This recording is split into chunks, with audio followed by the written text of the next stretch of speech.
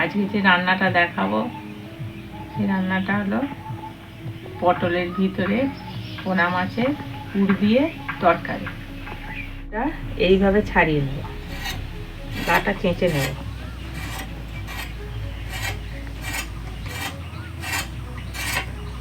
এরমভাবে চেঁচে নিয়ে এর ভিতরে পুরটা দেবো। দানাগুলো ফেলে দিতে হবে।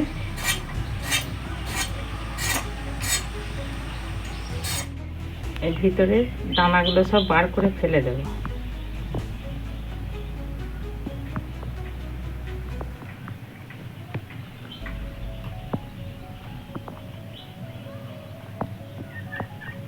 এইভাবে প্রত্যেকটা পটলের ভিতরে দানাগুলো ফেলে দেব।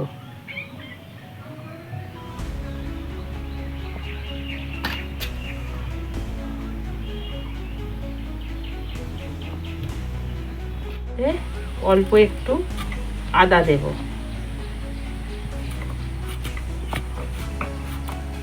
একটু পেঁয়াজটা কুচি কুচি করে কেটে দেব। পেঁয়াজটা অল্প পরিমাণে দেব।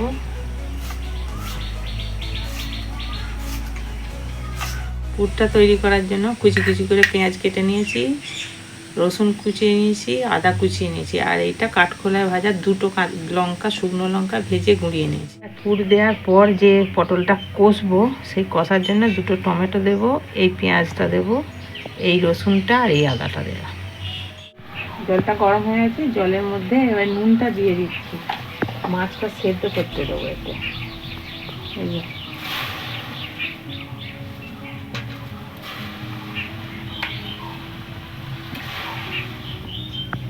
মাছটা এবার সিদ্ধ হয়ে গেছে, তুলে নিচ্ছি।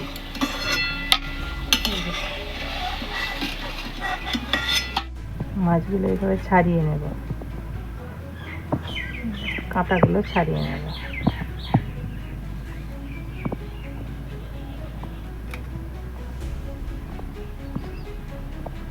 হয়ে গেছে, তেলটার মধ্যে রসুনটা দিয়ে দেবো আগে।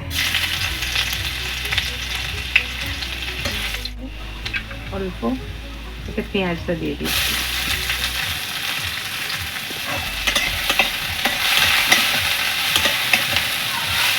এবার আদার কুচিটা দিয়ে দেবো এর মধ্যে, দিয়ে এবারে মাছটা দিয়ে দেবো।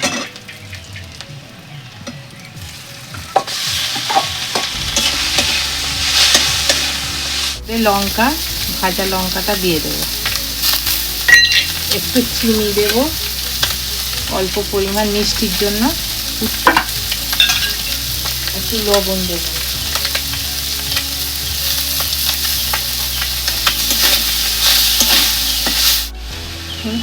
এতে একটু অল্প পরিমাণ হলুদ দেব।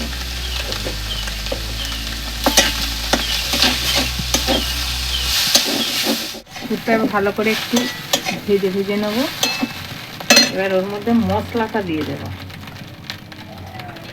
ভাজা মশলাটা দিয়ে দেব, গরম মশলার গুঁড়ো আর জিরে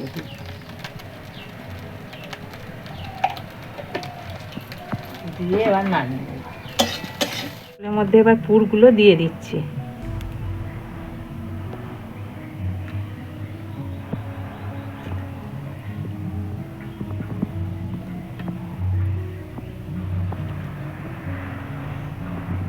ঠেলে ঠেলে পুরগুলো দিয়ে দিচ্ছি।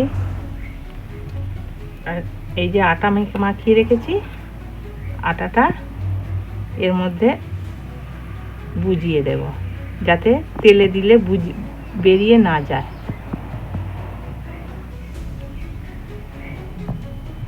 এবার পটলগুলো কড়ার মধ্যে দিয়ে এবার ভেজে নেব।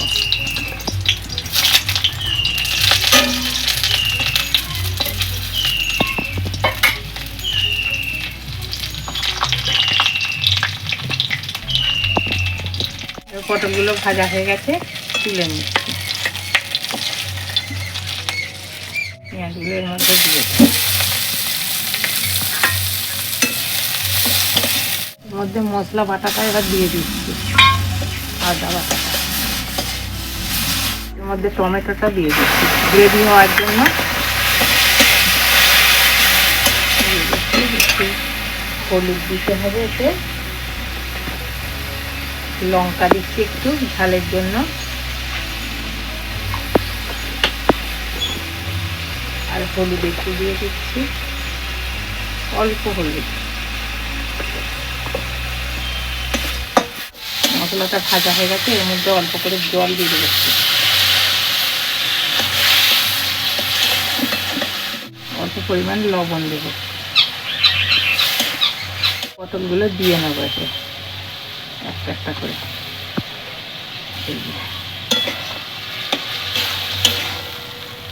তরকারিটা এইভাবে করলে খুব সুন্দর হয়, খেতেও ভালো, দেখতেও ভালো লাগছে, একটু খাটতে হয়।